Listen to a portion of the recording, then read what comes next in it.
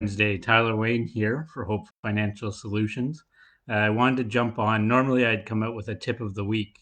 This certainly is a tip, but I felt it was relevant to give you an update on some things happening in my life and actually walk you through how I look into it and how I manage it. So, as you can see, the title of the post, I say I took a punch last week. Um, I think if we're real with ourselves, we'll all discover that we take punches more often than we believe, or our ego wants to let us believe. I took that punch. I've had a heart murmur for a number of years, about 15 years I've known about it. Have an annual checkup, nothing major. Things were generally good, not really feeling that much worse in my health. But I was referred to a surgeon and met with them last week, and they saw some signs and they said, "I think we need to intervene." And as we talked about it, yeah, it's probably the right thing to do, and need to do it. So I had, as I mentioned before, I've been doing a course looking at some new tools, new things for the business. I was actually considering, maybe taking some more part-time contract work, do some of that, help as I pivot the business. But then this hits. So just spending your emergency fund to pivot your business, not a good use. But spending your emergency fund when you find out you have heart surgery and are going to need 3 to 6 months, well, probably 3 months off, yeah, that's a valid use. So your ego may say, "Oh, I'm okay, I can do it, not a big deal." But if you're real, you probably are feeling that, and it's a hit. So what do you do when you take a punch? Number one, don't overreact. For me, yeah, it was on my mind, but just carry about the day. The sky's not falling. You're going to continue. It's going to be okay. Uh, and then you need to talk to family and friends, right? You got to, for me, family and friends are very important. You can speak with them, you have the right people, but you need to get recentered, find your base back.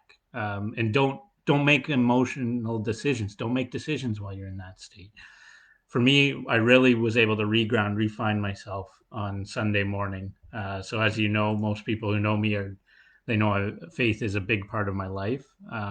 And being at the church and just worshiping God, it was truths that I was telling myself in my mind, but they weren't in my soul. They hadn't taken over in my heart. No pun intended. Um, the verse, and I want to share this also, is it's part of a Valentine's Day message, but John 3:16.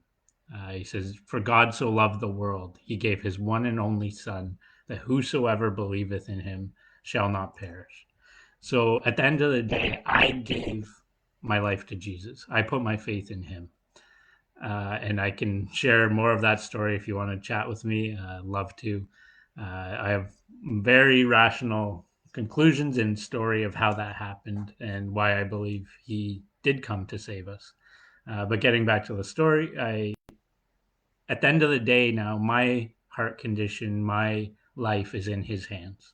He gives me breath every day. He runs my life. He helps operate. When I put my faith in him, my problems became his problems. So it's actually not my burden to carry. If you, and talking with friends and family, that's very much part of it, right? Like we're all one church body, we're all friends, and that's how we work together. If you don't have that or you have a different faith view, that's fine. Whatever you have that you can center yourself on. That being said, if you feel alone, you don't have somebody to turn to, you don't feel like you have family that can hear you out, strained relationship, friends, or a church family, I would suggest you can call out to God. He loves you, He's there for you, and He wants to have a relationship with you. And He cares about it. He doesn't care about your past, He doesn't care about what you think of Him. He loves you. So reach out.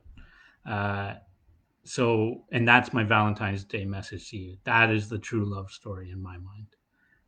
So as I get back to my story, through Sunday and the experiences, the chats with people, I kind of got recentered. Now you want to assess your emergency fund. You can do it a bit before, but make sure you really assess it. Good emergency fund is 3 to 6 months of expenses. I've got that covered. That being said, it doesn't mean that I just spend that money and that's it. It's there. It gives me peace of mind. I know my family can be provided for, but still put in the work. Do the work. So first of all, before I go in, tax return, get that in, get a good chunk of change there.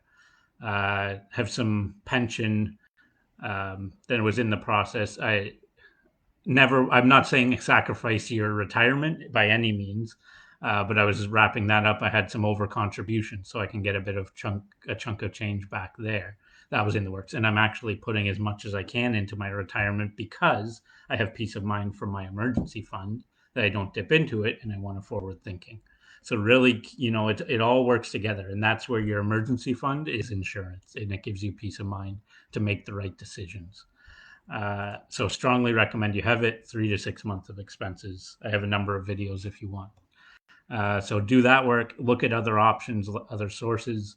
We have a meeting later. Update wills, power of attorney. Obviously, do I think that I'm going to die? Absolutely not, based on what I said. But the prudent thing to do is to update that. What if I'm under anesthesia and they have to make a decision? Now my wife is empowered to do that. So, do the things, put in the work, be prudent. But I just wanted to share with you a bit of that. I'm going to continue to update you as I go. Am I going to be taking selfies and pictures from my hospital bed? No, I'm not that kind of guy. But I will keep you updated as I go and as it's relevant to managing your personal finances. I'm an open book. I share what I believe. And I just feel it's important to share that with you as I go through this. So love everyone. If you want to chat more, don't hesitate. But I just wanted to stress the importance of an emergency fund. Stay tuned for the next tip of the week. It'll come out either later this week, maybe next week.